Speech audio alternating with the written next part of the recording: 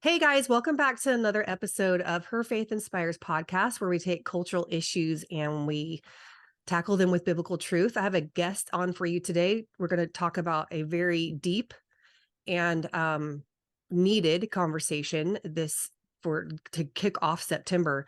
And let me tell you about Lori before I have her come on. Lori is on a mission to persuade everyday Christian women to challenge popular but problematic secular ideas with the truth of the Christian worldview, because learning to love God with our minds allows us to love him more, which I do love that you said love God with our minds, because I feel like growing up in the Christian church, that was not the emphasis. It was always the heart. And I think you can misconstrue that if it's not explained very well. So Lori, I'm thankful to have you on today. Welcome to Her Faith Inspires podcast.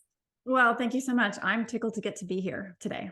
Good. So I was tempted, and I told you this before we started recording, that I want to ask you all the questions about what you do, but I'm like, wait, hold that thought. I'll have you do it when we're recording. So tell us a little bit more about what you do and the content that you put out there and things. Yeah, I am. Well, really, I'm just a little boring Baptist Bible study girl who started noticing that the noise in the culture was beginning to be louder and more persuasive than the voice of the church. I saw all sorts of things that I got really discontented over for a long time. And I kept thinking to myself, somebody really ought to do something about that.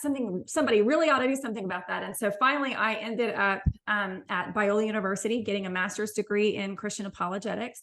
And when I came out of that program in December of 2016, I was sort of starry-eyed and anxious to take on the whole world. And it became obvious that women in particular, we have such a wonderful, beautiful, blessed position to have the next generation literally right at our fingertips. And there's so much that they need. They are without so much. They have so much misinformation and misdirection in their lives. We are the perfect channel to teach them not only to pray and to read the Bible and go to church and do all the things that they have to do for their spiritual growth, but we're also the perfect channel, especially while they're in our homes, to help them understand why Christianity is true. And for the life of me, I had a very, very hard time getting the women that I knew in my churches and in my community to be interested in apologetics. And it really kind of baffled me. So I've been online, and I joined Women in Apologetics about a year ago as the host of their monthly YouTube show called Voices of WIA. And so I'm very lucky and very grateful that I get to work with women, but I really have a passion to help women understand that it's time to start seeing apologetics and worldview as an add-on, an integral part of discipleship. It's not enough anymore just to take them to church or to Awanas or Sunday school, or even just to teach them to pray and read the Bible. It's really time to start helping our kids understand why Christianity is true. And so that's kind of really what I spend my time doing. So what response are you seeing now that you've dove deeper into this world of apologetics and really trying to push the need for it in the church? What response are you getting, locally and maybe on the outskirts of your local community? Because you are more if you're with WIA and you're on YouTube, then you're reaching the outskirts of your community. What responses are you getting? I find that it really varies quite a bit. There are pockets of people that really get it and are really excited about it. And once they get a taste of it, they love it and they want to do more of it.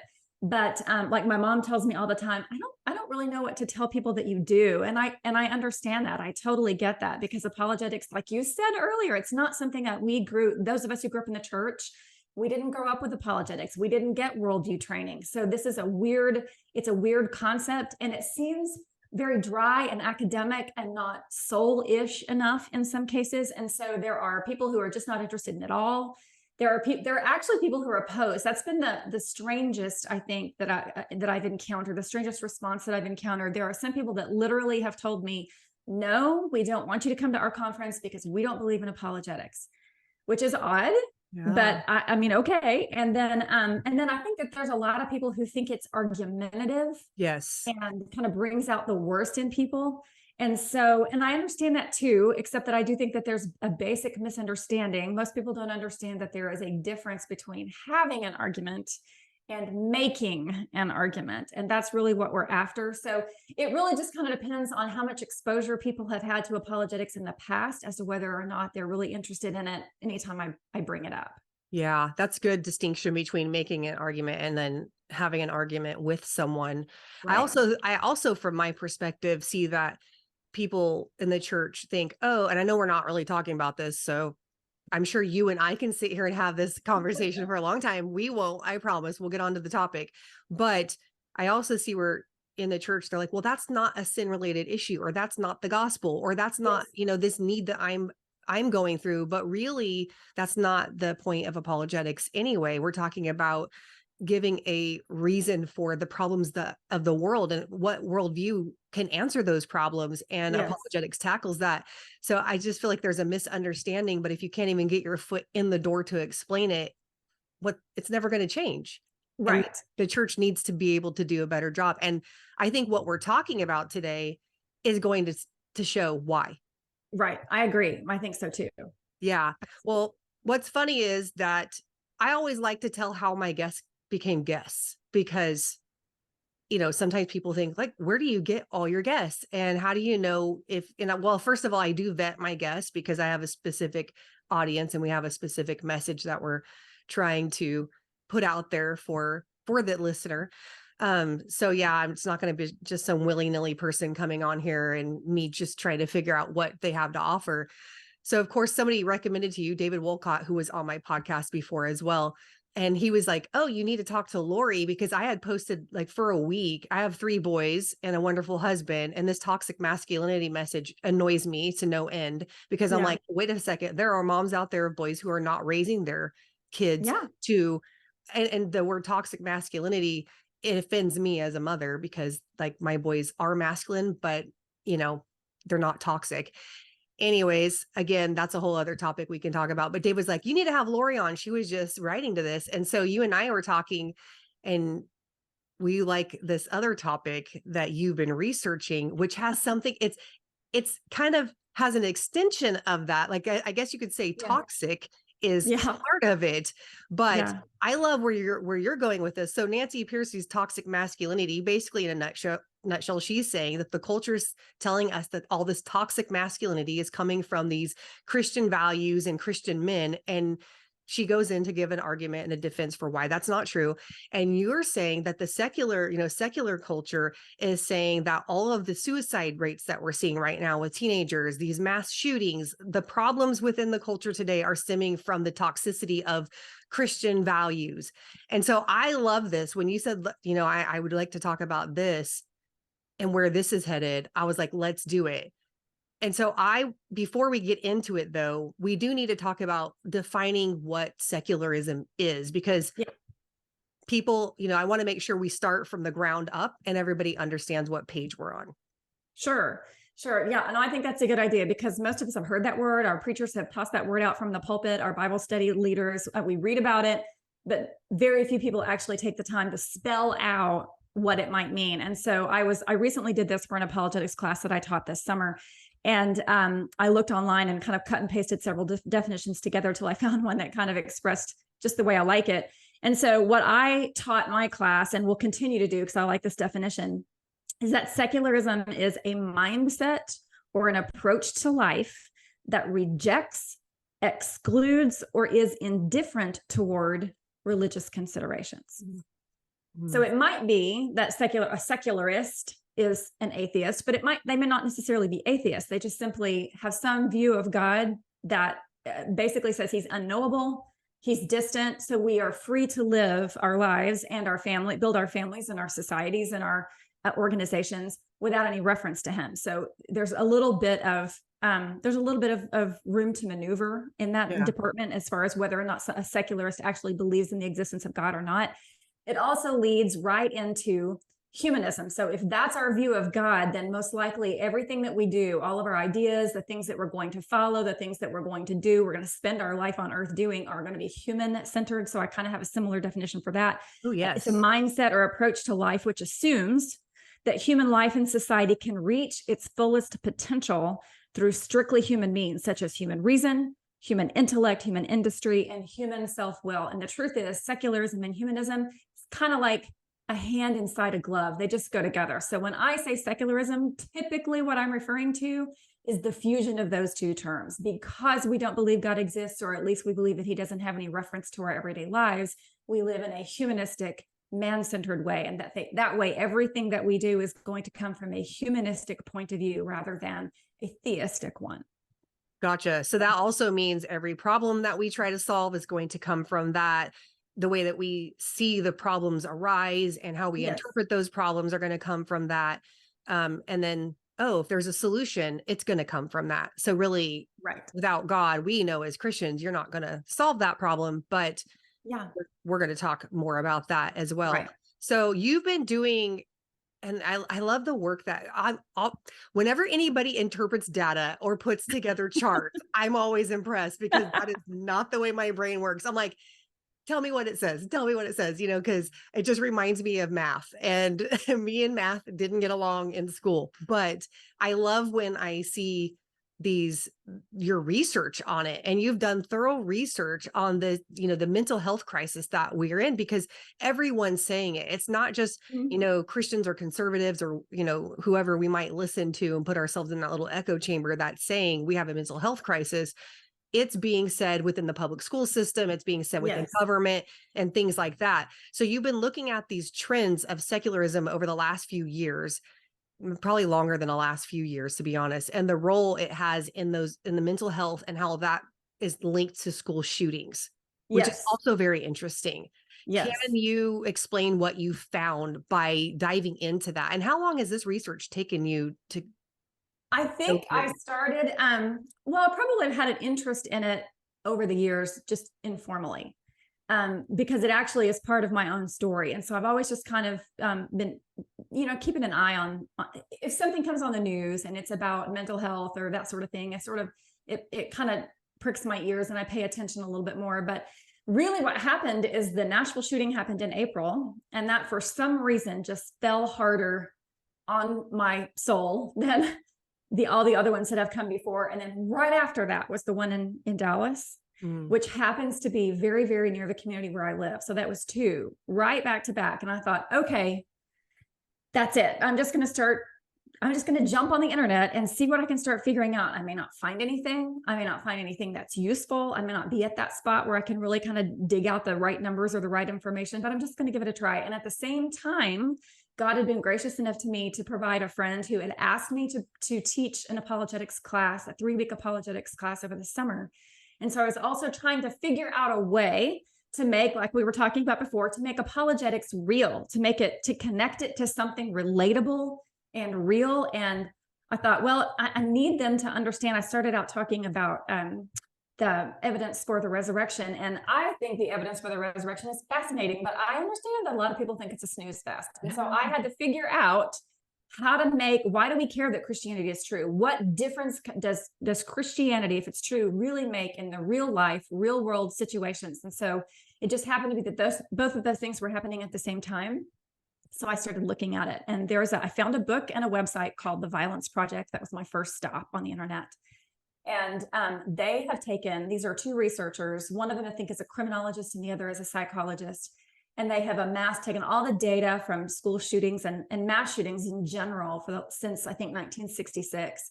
And they've done a ton of work. They actually have even contacted all of the shooters who are still alive, who are in jail somewhere. And they had interviews with them and exchanged letters and trying to get information about how these people's minds worked and how they got to the point where they got. And they published all this information. Part of it's on the website, part of it's in a book. So I read that.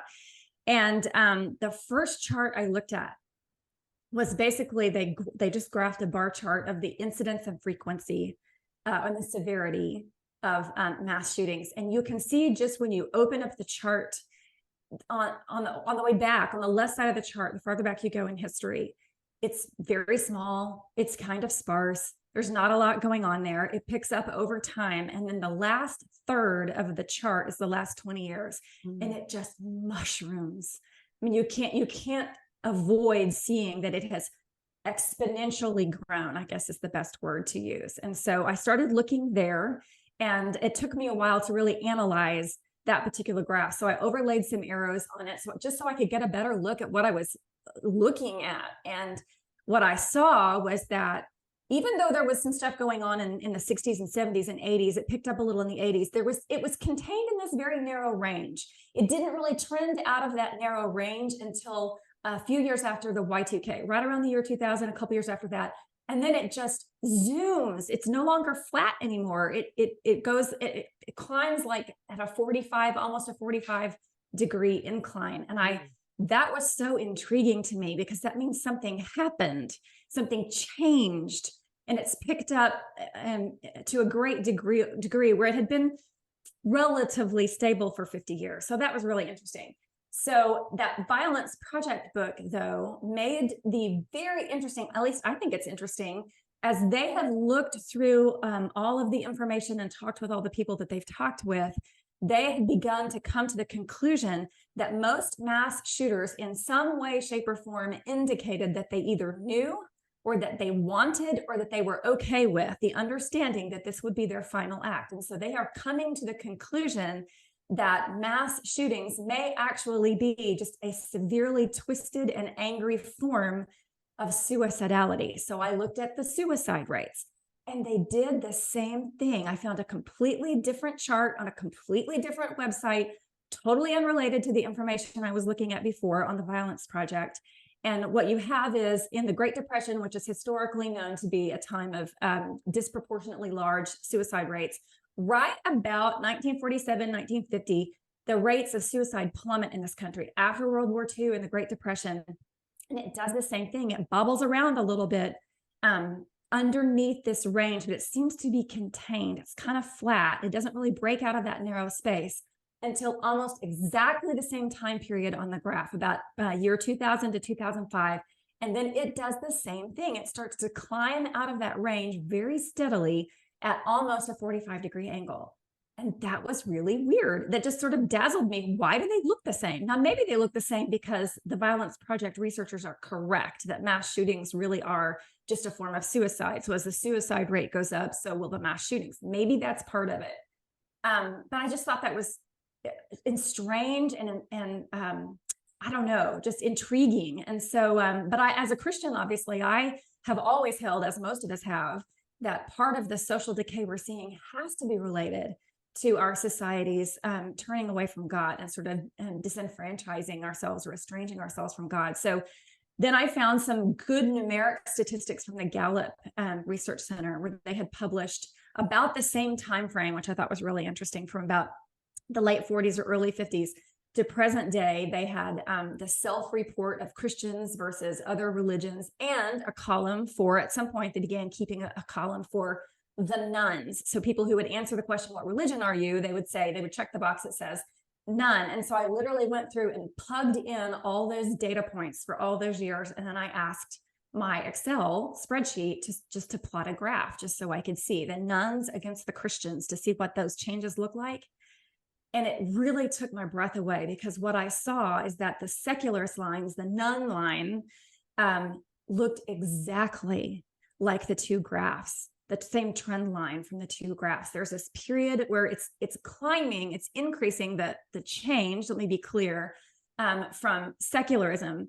The increase in secularism year over year over year is climbing, but it's so slow. It's stretched out. There's only a 10% change from about 1950 to about 2000. They only gain about 10 percentage points. So it's stretched out almost enough to be essentially flat. Same idea, very narrow range. It stays within that range until the year 2000, 2005, in those early 2000s.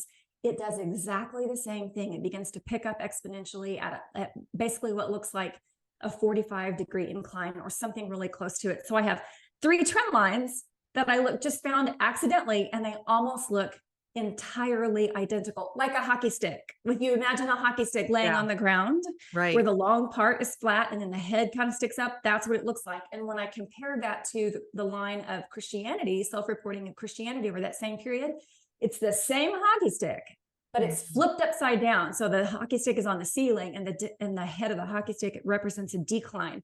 And the corner where it changes, where everything changes on all of those graphs, is exactly at the same time. About the year 2000 to 2005, things start to change. And so that I just thought, something's going on here. We Yeah. need to really take a look at this because something's going on here. That is fascinating. And we're going to get into the depth of those statistics just a little bit more here pretty soon. So we're talking about, like, is Christianity the problem? Like, basically that's the question, right? Is Christianity the problem? Because the secular culture is saying that it is. I mean, people used to say 10 years ago, maybe even around the early 2000s, oh, we're in a post-Christian culture. And I remember thinking, are we really? Because I mean, when you look at Barna statistics, even today, 65% of Americans claim to be Christian. Mhm. However, and I before I understood worldview, and mind you, I was raised Right. in church, Right. I thought that was a great thing. I'm like, oh my gosh, like, no. And at that time, it was 75%. In about 10 years ago, it was 75%. I think, don't quote me on that exact percentage, but it was higher Sure. than 65, right? Because I remember quoting that script, that statistic when I was in youth ministry. I mean, like, 75% of Christians. And then I went and go to look at it because I thought I better check this. And then when I went and checked it, it was less than Yeah. that. I'm like, oh, okay, but we're still the majority. Again, feeling somewhat optimistic about the fact that we have people claiming it. Yeah. However, the one with the microphone is the loudest. And when you see people that are on, again, the news and the entertainment and these other forms of media, we're being told that Christianity is the problem and they Right. are the loudest voice in the culture. So is Christianity the problem? If the problem is never identified, because that's the thing, right? When you go to a doctor, you want them to diagnose you properly in order to give you the proper remedy. Otherwise, it's pointless. If you have, if you have a cancer and they diagnose you with a bacterial infection and give you a prescription for antibiotics, it is not going to do anything for you because that's not the problem. You weren't diagnosed properly. And Right. so if the problem is never identified, then we can't find the proper solution within the culture. And I don't see it getting any better with the rise of secularism. But again, I'm not coming from that same worldview. So although secularism identifies some of these behaviors as wrong, because we're all looking at it and we're saying that's wrong. We Yeah. can all Right. sit on the same side and say, yes, that's not okay. Mass shootings. This is a mental health crisis. Everyone's saying that. Mhm. Why are those outside Christianity misdiagnosing the problem? Which I guess this would be a spiritual thing, but I'm going to let you answer it. And what Yeah. repercussions does it have both now? And if we're trending this way on these graphs, what does that show for the future? Yeah, those are exactly the same questions I asked myself. I mean, this is the world we are leaving our children. This Yeah. are our children who are leaving our nest or will be in the next few years. They actually have to deal with this. I mean, they're going to have to figure their way through this. And like you say, all the voices on the microphones are typically not the Christian voices. So they're Yeah. going to be leading the charge as to what we should do to fix this problem. And I think ultimately what we have to remember, do you remember seeing the movie Top Gun, the first one, the very Yeah. first one? Oh, yeah. Okay, so there's that one scene when he realizes that the girl he flirted with the night before is actually his instructor, and it's all awkward. And she's trying to ask him about this encounter that he has with enemy aircraft, and he basically explains it to her and says, "Well, I came up over the guy," and she goes, "Well, if you flew in over him, how did you see him? If you were directly above him?" And he puts his hands together like this, and Mhm. because I was inverted, and it's that Yeah. big moment. Yeah. Okay, well, part of the problem is that secularism and Christianity are inverted. Secularism is a completely inverted way of looking at life, at human, what a human is, what Mhm. kind of thing a human is, what our responsibilities are, why we're here. It's very man centered, obviously, as opposed to God centered. And there's all sorts of scriptures in the Bible that indicate that the entire reason that God created the world and put us in it is to be with us, not separate from us. Mhm. And so it's an entirely different, completely opposite orientation. So that's the first problem.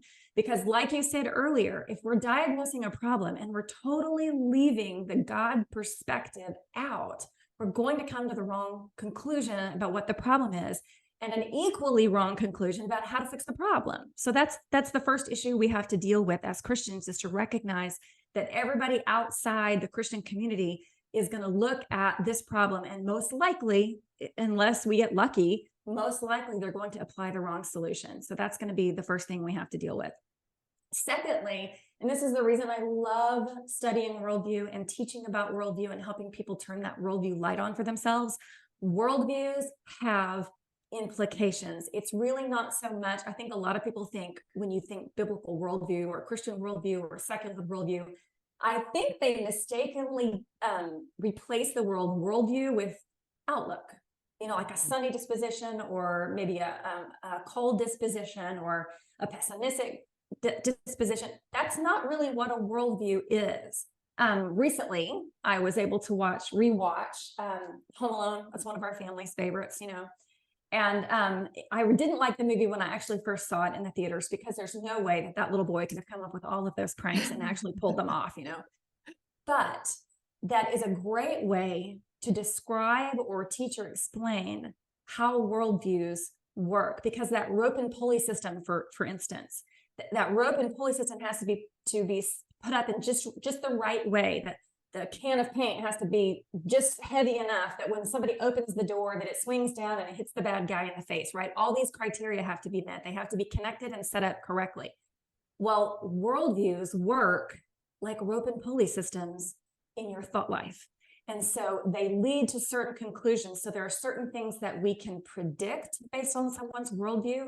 There are certain outcomes that will happen as a result of worldview. And I think that's where the church really needs to dig her toes in and really get comfortable with the idea of worldview, because if you have a secular worldview, then it's going inevitably to lead to different outcomes. For instance, one of them is what I like to call houseplant theology. Because of Darwin's influence, a lot of our kids especially have the idea that we are strictly material things, kind of like plants, and not necessarily souls with free will and with a moral, universally binding moral structure that we really should acknowledge. It's all individual. We are our own arbiters of truth.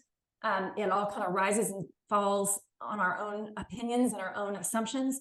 And so being a human in a secular worldview is a little bit like being a houseplant. It's just assumed that the DNA inside of a human being is naturally good, or at least it's a blank slate. And so whatever you put on the outside ends up affecting what's on the inside. And so the only thing is necessary for people to make reliably good decisions is to make sure, so to speak, that they have the right soil, they have the right sunshine, and they have the right water. And if you just put them in the right pot and the right soil and the right spot in the yard, they will simply bloom according to their natural DNA. That's just what human beings do.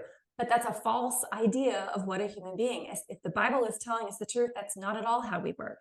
It isn't our external circumstances that decide what we do or what is right and wrong. That comes from God, and whether or not our character on the inside is connected to God or not, that's the deciding factor. And so as a result, you can see it in Jesus' words very, very clearly. He says that it's the murders, the adulteries, the thefts, that comes from the inside. And so if we're only looking at the outside, if we're trying to make the plants bloom by making sure the external circumstances are right, what you will hear is, and we hear it all the time, if you just give people free education, free health care, if you give them time off, maybe redistribute the wealth, if you just give them all the right soil, they will simply bloom. And so if we try to attach that to our mental health care issues or our spiritual health care issues, which I think is probably a better descriptor, then we're going to be doing all sorts of things on the outside and not actually changing what needs to be changed on the inside. And we very well could make the problem worse that way. So that I think is really where we have to go with all this, is that we have to recognize that a lot of people are simply operating out of their own worldview when they look at the mental health care crisis and want to assign some sort of a solution. And they typically will come down to something like, we need better mental health care services. We need more social emotional learning programs. Well, some of those things, I'm not going to suggest that those things wouldn't have some benefit. If our children learn that if they're angry or upset, that they should breathe, or they should count to 10, or walk out of the room. It's sort of self-regulatory behaviors. Well, that's probably not a bad idea. Those are probably good strategies, but it won't actually fix the problem if the problem is spiritual. And I really think that that's what these graphs are indicating is that the real problem is that it's a little bit, I think the best term for it is spiritual anorexia. We have simply starved ourselves to death spiritually, and we're looking for external circumstances to change what's happening when that's not really what we need. What we really need to do is to return to a biblical worldview, return to the call of repentance, try to create a biblical worldview, help people see that their biggest need is to be reconnected to God through Christ. And that's how we get to manage to change people's behaviors. That's how we get them to self-regulate so they don't lash out at people. That's how we get to have them to get to the spot where they have the right idea about the sacredness of life and how violence is not the answer. And all those things are really much more reliably controlled when we have people self-governing themselves according to a Godward orientation rather than a self-orientation. Absolutely. Yeah, that's good. And what I love too is that statistically, which we're not bringing these statistics into the conversation here, but statistically, those who are Christians, those who believe in God, even those who are practice other religions, not just say they're a part of a religion, but practice them, have better mental health, quality of life, outlook, purpose, meaning, because those religious structures, again, I'm not advocating for like Islam or anything like that, but those religious structures give them something to live for, gives them like guidelines. And whereas if you say you're the God of yourself and go ahead and create your own happiness, obviously it's just not working. We see that in our culture today. When you're telling a kid, literally, you can be a cat and we'll put a litter box in the bathroom and they're still not happy because that is not going to bring fulfillment. Because it is a heart issue, like you said, they're trying to bring in these external factors to change the inside, and there is nothing that they will ever do externally to meet that need. Right. Well, and you consider the fact that because of Darwin's influence, if he were telling the truth, if he had the right idea, then the reality is there is no meaning to life. You can. That's why it's not working. You can pick one. You can pick one. You can decide, oh, this is going to be my cause. This is going to be what I live for. But that doesn't mean there actually is one. We're not the pinnacle of God's creation. If in fact Darwin's telling us the truth, we are cosmic junk. We are accidents.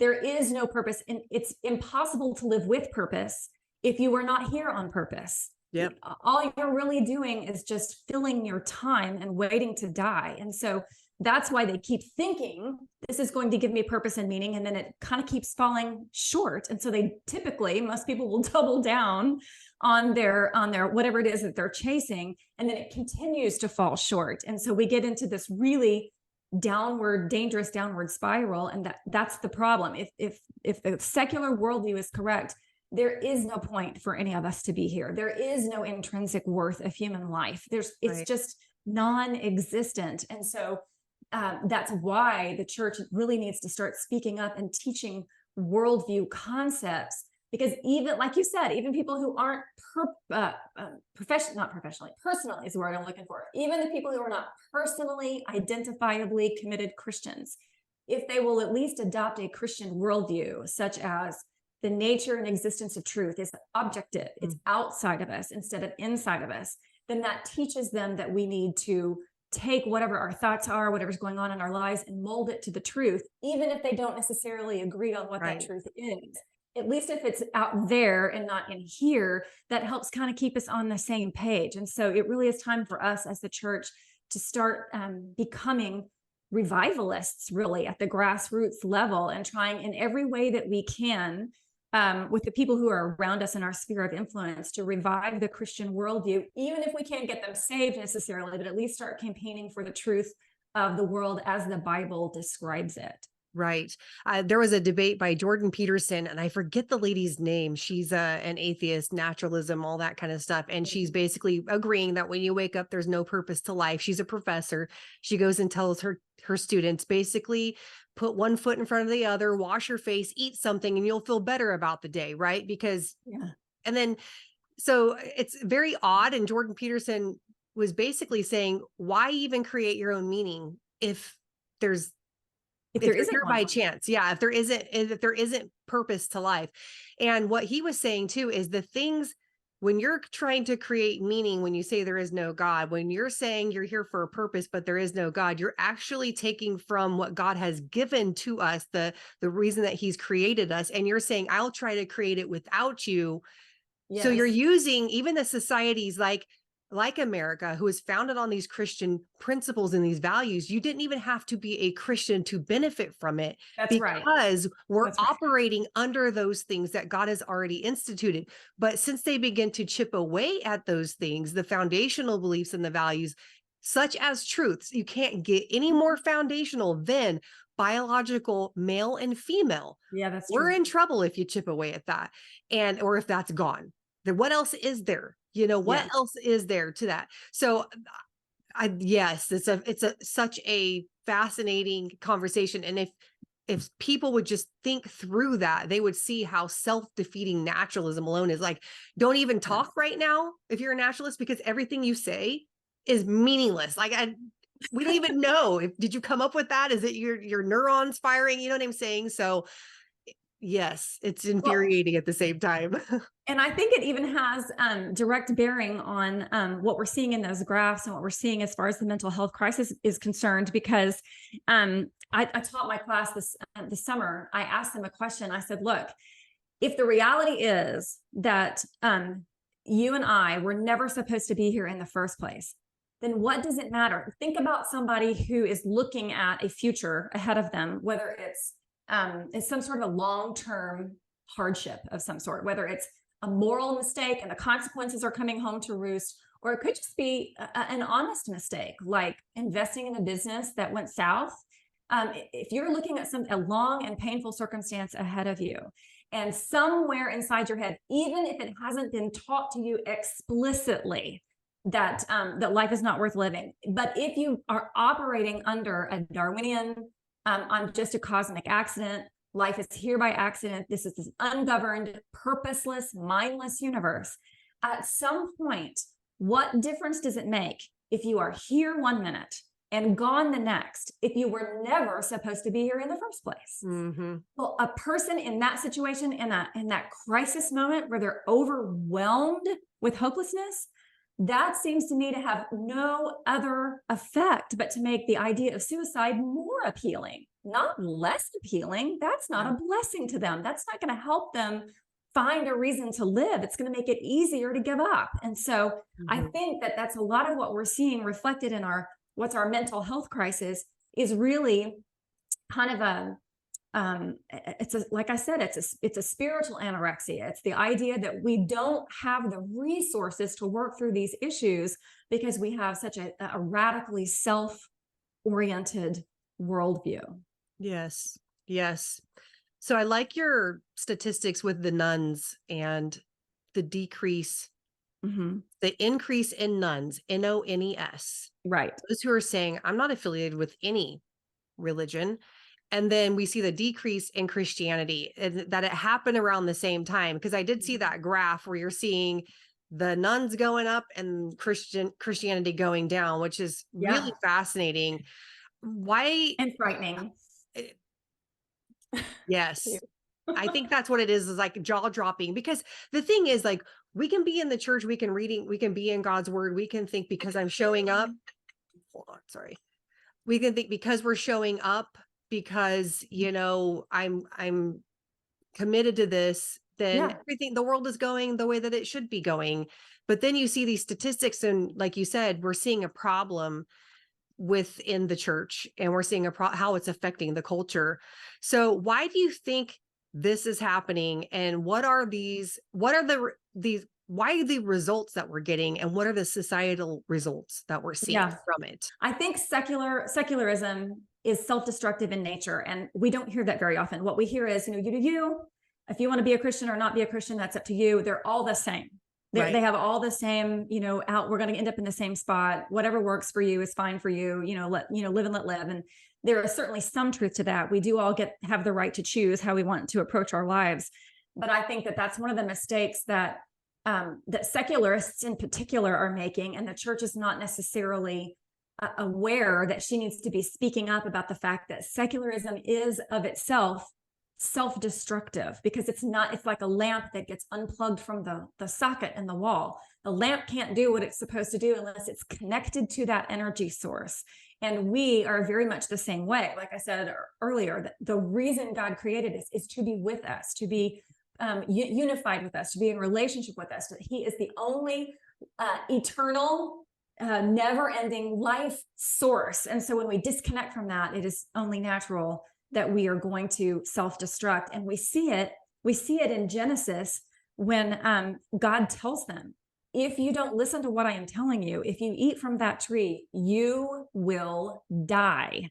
And that doesn't stop them. They eat it anyway. So not listening to the Lord, trying to make our own decisions and go our own way without any reference to the Lord's wisdom or instruction or plans for our lives, it is naturally self-destructive. And we have to start making that case to our own children and to our communities that secularism isn't neutral. It's not just a different option. It is inherently self-destructive if we live in a theistic universe, which of course we know that we do. So we have to start making those arguments. It's like you said, it's not just about going to church and being faithful and doing the things that you normally do, thinking that, well, I'm doing what I'm supposed to do. What else is there? We have to start helping people realize that we live in a theistic world, and therefore it's the biblical view of life that they need to be aware of, that they're missing. And part of that realization will happen when they realize that secularism is of itself self-destructive by nature. That's something that I think we aren't saying loudly enough. Mm-hmm. Let's see, I covered purpose already, so I won't revisit that. I also think that there's biblical warrant for thinking that secularism has a destructive, disintegrating effect on our minds, actually. If you remember the demoniac of the Gerasene story, do you remember that when Jesus runs across the guy who's possessed by a demon? And it's the story where it ends up the pigs drown themselves as a result. Okay, so I looked through that story really carefully, line by line, because it contains this little tiny, it's easy to miss, this little tiny nugget of spiritual insight that I think is really important. So I'll just start kind of from the beginning in Mark 5:15. The guy's living in and among the tombs. First of all, he's not with the regular public. The guy who's possessed by the demons are living in and among the tombs, which by itself is kind of telling. He's unrestrainable. He's very, very powerful. They've made several attempts to kind of keep him contained and they can't do it. He's shrieking and harming himself. I looked up that word in the Greek, and it's not just moaning and groaning. It's like crying aloud, shrieking and crying out, as well as cutting himself with stones, harming himself. He recognizes Jesus. This is really interesting. He recognizes Jesus and comes to Jesus and automatically assumes the worst of Jesus. He says, have you come here to torment me before the time?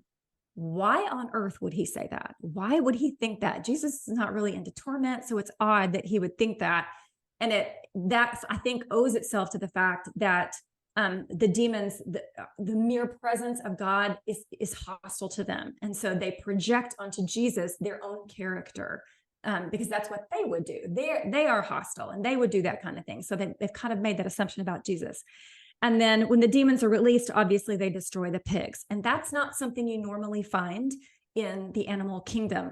Dr. Matthew Sleeth wrote a book called Hope Always, and he makes that point in his book that animals don't typically commit suicide. Humans do, but animals don't. And there in that story, you see a whole herd of pigs destroying themselves literally once they are inhabited by these demons. But after the Lord releases the demon out of this man, or releases the man from the demon, I should say, this is what I think is really interesting. The way the Bible characterizes what he looks like after. It says he's clothed. So he's been naked, I guess, sensual, like running around naked. He's calm. So he isn't harming himself. He's not shrieking. He's not wandering around in the tombs. And he's in his right mind. He's thinking straight. Mm-hmm. So clearly, there is an intellectual thing that happens the farther and farther away we get from the Lord. We simply don't think straight. And that's why I think a lot of what gets labeled mental health crisis may actually be a spiritual health crisis, because we don't think straight. And I would imagine it gets worse when our detachment and our estrangement from the Lord is willful. Now, it's one thing just to be mistaken and Right. simply to Right. not know. Hmm. But I think when it's willful, I think that probably makes it worse. And so that to me, I think that's a really important insight that we wouldn't want to overlook. And there are several other verses. I'll just run through them real quickly so I don't take up too Can much I can time. I But say something really quick, yeah, Lori? That's really interesting. And yeah, I think there are other spiritual implications of like when Jesus says you have eyes to see, but you cannot see, you have ears to hear, yes, but you cannot hear, yes, your heart becomes hard, so you cannot understand. I mean, he even said that to the disciples, is your hard heart too? Is that why you can't yes, understand like the parable of the sower and things? And so when I was studying Mark, I saw that pattern of Jesus constantly saying, be careful how you hear. He who has ears, let him hear. Well, they all had ears and they right. could physically hear. So I think you're definitely onto something there with the sitting, clothed, and in his right mind. Like Yeah, those three things that show a unison within the peace that he had within the right thinking, like you said. And I yes, think that this, like you're saying, it's a deeper issue than just thinking straight or thinking logically. It's mirroring a spiritual condition at the right, same time that also I think affects the scales being falling off of eyes to where you can actually see. So right. yeah, I love that you brought that up. That is definitely amazing. Well, oh gosh, thank you. I just thought that story, I've always sort of been intrigued by that story, first of all. And I got back to it as, looking at these charts and trying to puzzle it all out. And it just seemed to make sense that, you would think when the Bible talks about demon possession, which is clearly wicked and evil, you would think that the opposite of that would be pure, holy, righteous, but that's not necessarily how they described this man. They just described him, the Bible described him as calm, clothed, and in his right mind. Mm-hmm. So without the demonic influence, peaceful, shalom, it's as it should be, as it Mm-hmm. should be. He was as he should be. So I think that's a really important thing not to overlook. In Sure. Romans 1:21, Paul says that they knew God, they did not glorify him as God or show gratitude. Instead, their thinking became nonsense and their senseless minds were darkened. So there's another kind of connection between thinking and the influence of evil, or at least, being separate from God. James 13, 14 through 16. I'm sorry, James 3, 14 through 16. If you have bitter envy and selfish ambition in your heart, don't brag and deny the truth. Such wisdom, so again, it's an intellectual kind of concept. Such wisdom does not come from above, but is earthly, unspiritual, and demonic. For where envy and selfish ambition exist, there is disorder and every kind of evil. So again, we have truth. Instead of contrasted against falsehood, it's contrasted against evil and demonic activity and unspiritual. And the last one I'll look at is 2 Thessalonians 2:10. The arrival of the lawless one will be by Satan's working with all kinds of miracles and signs and false wonders, and with every kind of evil deception directed against those who are perishing, because they found no place in their hearts for the truth, so as to be saved.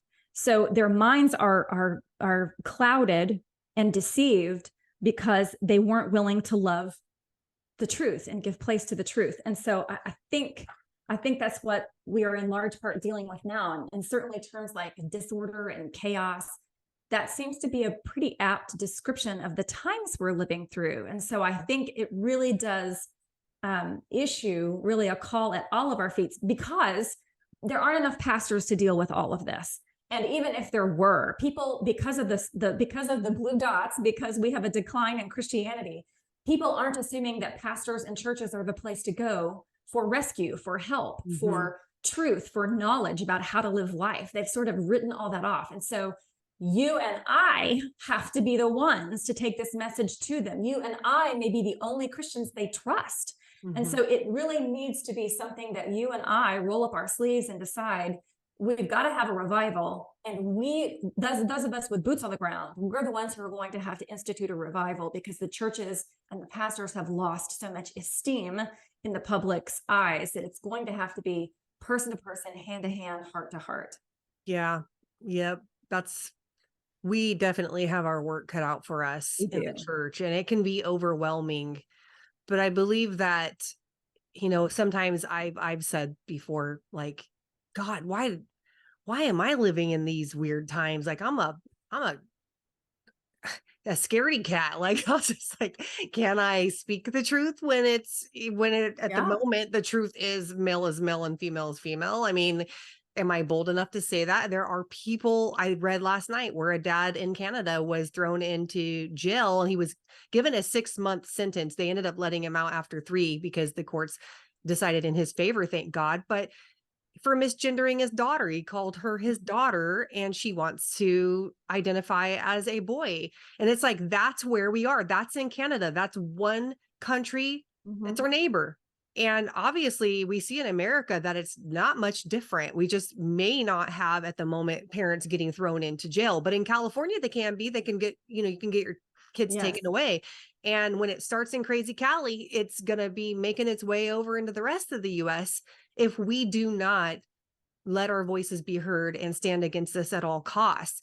And so I think that even when we say, God, in this time, in this place, yes, in this time, in this place, we're here to Yes. stand up for the truth. And in reality, there are kids that are hurting. Like there's a decrease in Christianity, and we see that like the mental health crisis is also cut into their arms with the self-harm and Oh, yeah. self-destruction and these mass shootings. And sometimes people will dismiss it. I've heard other people talk about these mass shootings and say, oh, they want to make a name for themselves because other people who's does these mass shootings, you get to know their names. And I remember my husband graduated in 99, and that was the year that they had the Columbine shootings. And it Mhm. was like, what? It hit home like big time because he's, he's graduating from high school and the this is happening to seniors and juniors, Right. other high school kids his age.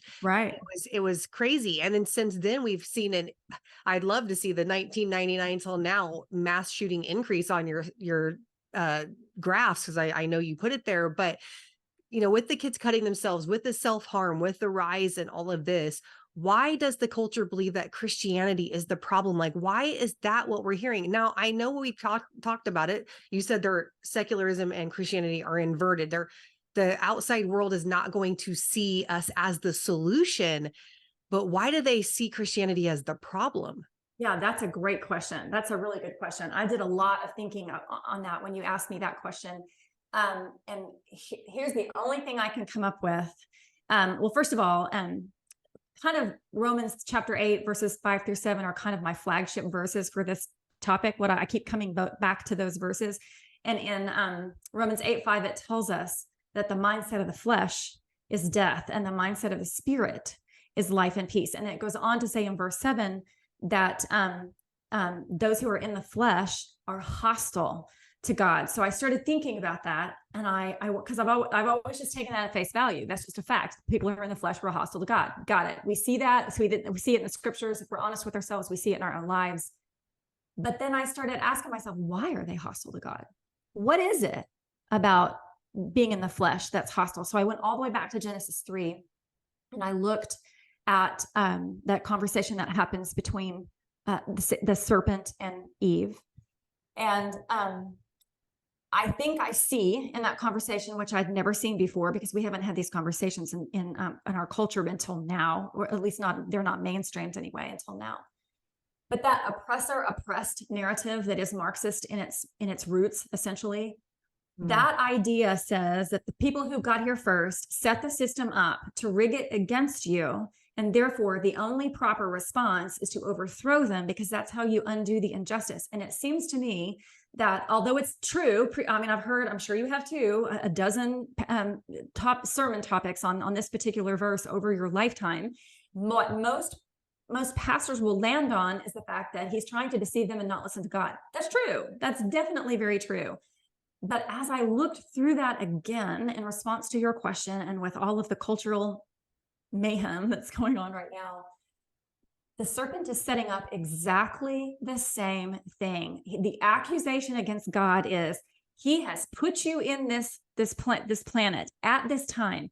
He's rigged it against you. Mm. By setting things up the way he has set them up, God has committed an injustice against you because you're not allowed to decide. And therefore, the only way that you can right this wrong is for you to do your own thing outside of what he says. It seems like that's exactly the same message, that Satan has set God up as the oppressor and we are the oppressed. And the fact that we do not have authority over everything like we would like to is an injustice that can only be righted by rebellion. That's why I think they blame Christianity, because the flesh is hostile to God. It's not just that people resent being told what to do, which we know they do. It's not just that they dread having to restrain their own desires in lieu of something else, which is also true. Most people really resist that. All of us who are saved resisted it at some point. It's that they are resentful that they have to do it. It's that they are resentful they don't get to choose. They are resentful that God did not call upon them or allow them a greater degree of authority, I guess, in life in general. He gave us this world and he placed us in it, and somehow they are accusing him, whether they know it or not, of doing an injustice because they didn't get to choose it themselves. In fact, I started to mention that when you were talking about kids declaring themselves cats and needing litter boxes in the bathroom. That is exactly the idea. Is if I don't get to choose it, if I'm female and I didn't get to choose to be female, then and I want to be male, I should get to choose. This is not something that should be forced upon me. I should get to choose. That's going all the way back to Genesis 3. It's the same thing. You've been given a life that you didn't get to choose, and therefore that amounts to an injustice, at least according to the serpent. Yeah. And so that, I think, is what accounts for the hostility typically that people see in Christianity. That's what's funny about people, is that we think, oh, if I just don't say anything, they'll leave me alone and then I'll leave them alone and we can all live and let live. But the spirit and the flesh are at war against each other. Yes. They war against each other. So there is no neutrality. And that's one thing Christians really have to think about, is that there is no fence in the middle that we can stand on. There is no neutral ground that is not going to make you tip to one side or the next. And I would say if you're looking for that, you're already going to fall on the wrong side, because you're looking for that easy path. And Jesus says narrow is the way and it's hard. It's difficult. It's difficult. But with God, the good news is, with the Lord, with the strength of the Holy Spirit, we can hold our ground. And that's what Paul tells us in Ephesians 6, stand your ground. Having done all, stand. And it's not like we have to walk or move or, march. We stand, and we stand on the word of God. So really quickly, I know I'm kind of like picking your brain and asking all the questions, but we see that 50-year period before the 2000s. What changed to see the sharp decline? Yeah, that's a good question too. I made some notes on that. I think there's a couple of things. I think if you look at those charts, and you don't even have to be a numbers person or a statistics person, if you look at those charts, it is painfully obvious that at the period of time when mass shootings and suicides and that sort of thing were at their lowest, Christianity was at its highest.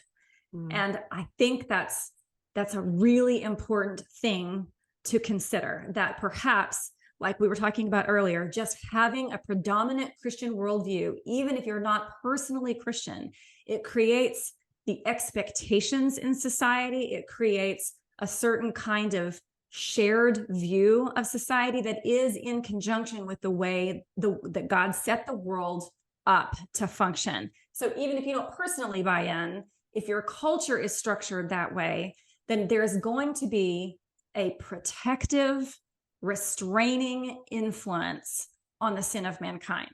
And so that, I think, is I can't get away from that. That's just the primary thing I think we're missing, is the idea that Christianity is ultimately good for the world. It always has been since Jesus was resurrected. From that point forward, things start to change. We wouldn't have universities and hospitals. We wouldn't have human rights.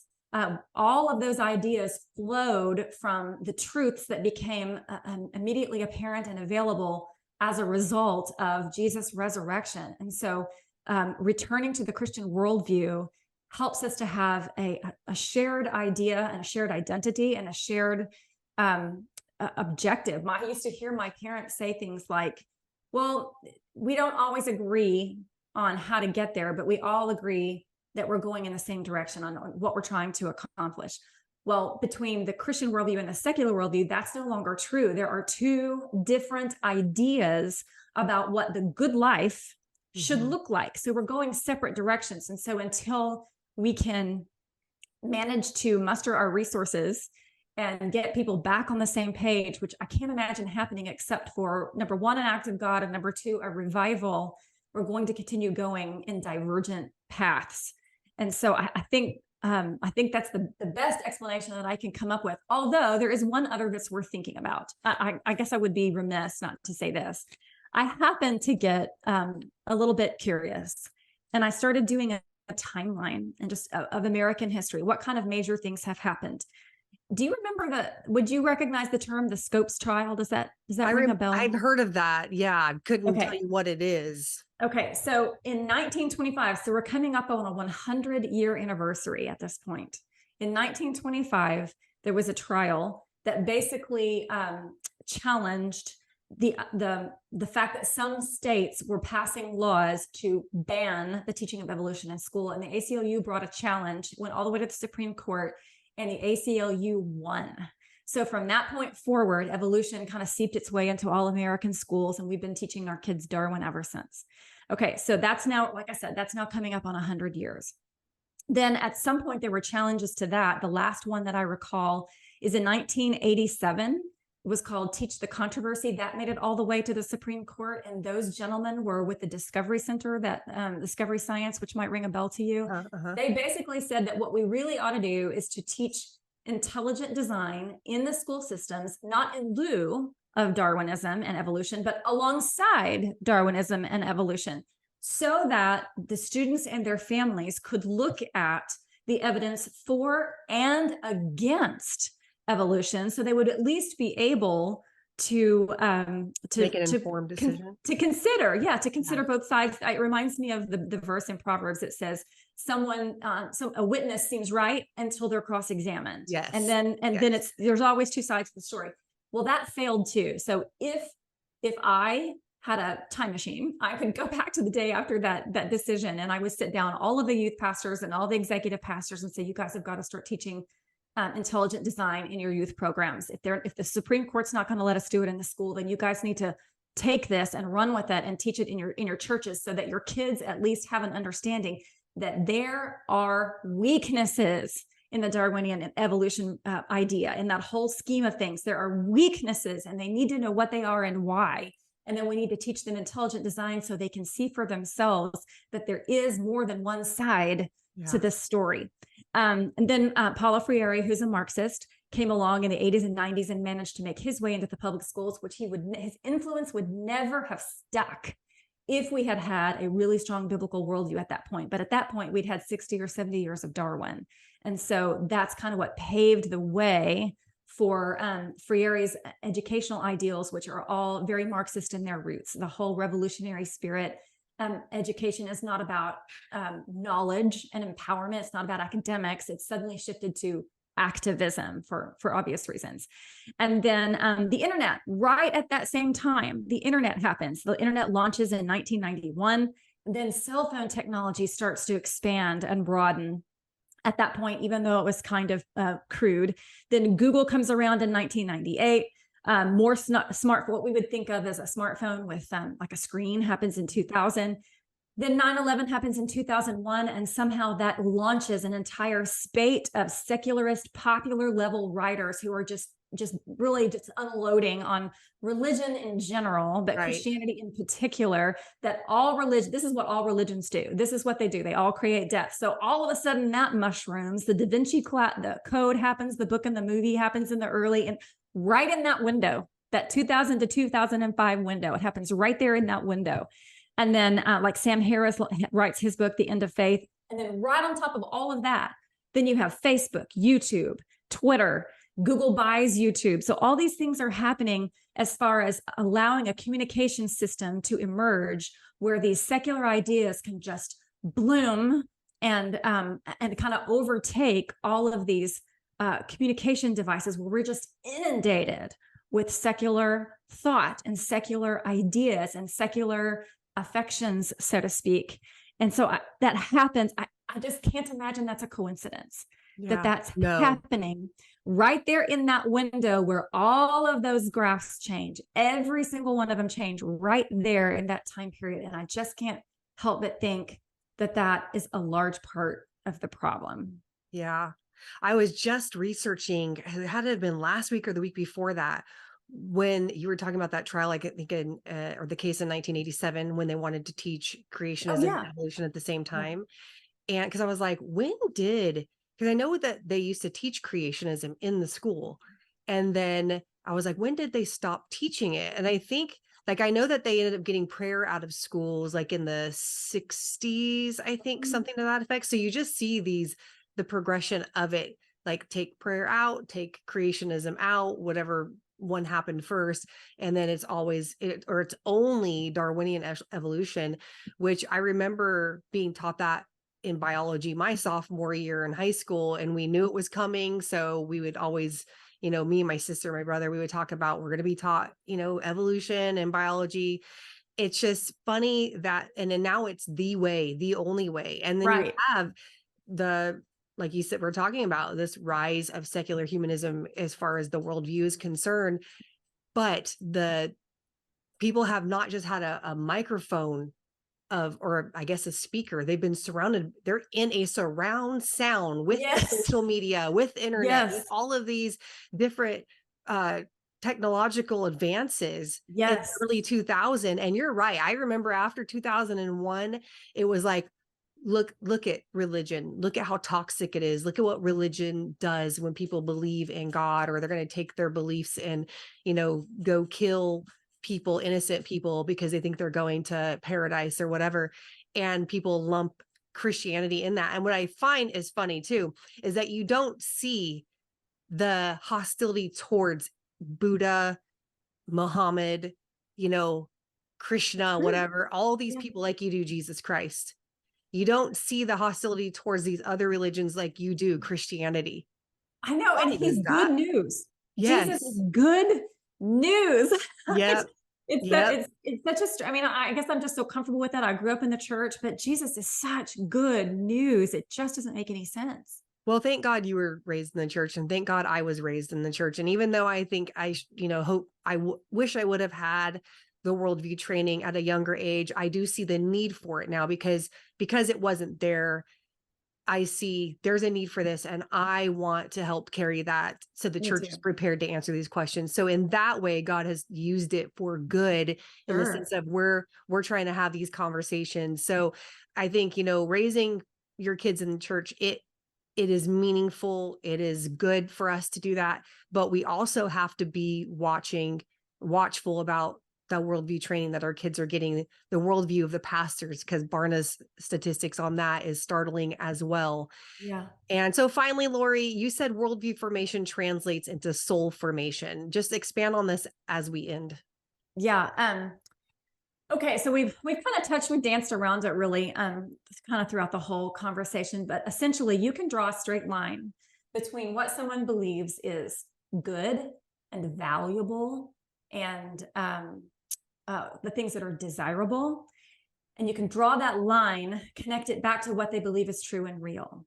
And so we are all in, of course, as Christians, it's very, the idea of soul formation is very compatible with spiritual growth in general. That's what we understand. Once we get saved, that's a one-time event. Mm-hmm. But learning to grow and live and become Christ-like is a process over time. And so that's when I'm talking about spiritual formation. When you're talking about it, when your pastor is talking about it, that's what we're talking about, is growing in Christ-likeness and learning to live and make Jesus's ideas and his loves and his teachings internalized, so that what we do on the outside reflects what we're doing, what we're thinking and becoming on the inside.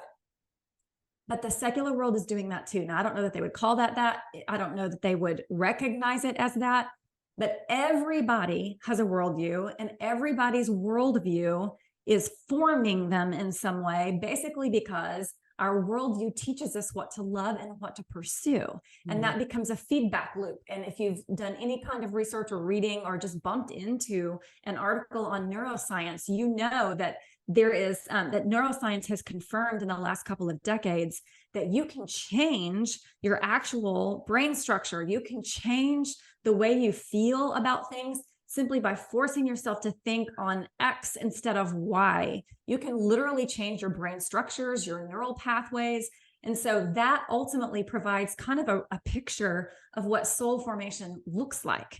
And so our worldview, if you really believe that you are not here on purpose, that you are an accident, then those thoughts, the more you think about those things, the more you see life in a certain way, the more you make choices according to that thought system, it will begin to lay down those circuits and those pathways and etch them more deeply into your mind, to the point that you may or may not be able to see differently at some point unless you make a concerted effort to see differently. So what we embrace as a worldview is ultimately going to shape not just what we do, but what we love and what we value. And so that ultimately over time is going to hammer and chip away and shape our soul. So worldview formation ultimately results in soul formation. And that's why I think it is so incredibly important that we teach worldview training to our churches and most especially to our families. Absolutely. I'm with you on that 100%. So you do a lot of that. Where can our listeners find you, follow you, and get more information that you put out? Sure. I have a YouTube channel, Lori B. Morrow is just my name. And also I'm on Instagram. And I also have a website. My website is mostly a speaker's website right now anyway, for organizers and that sort of thing. But YouTube and Instagram, just under my name, you'll find me. Perfect. And I'll have all of that information in the show notes if you guys want to, and you should get connected with Lori. She's obviously full of wisdom and lots of insight. If you have any questions for her, you could go ahead and, like I said, contact her through the social media posts that her links that I'll be posting up on the show notes. If you have any questions for me, you can email me at hello@shandafulbright.com, and I'll catch you on the next one.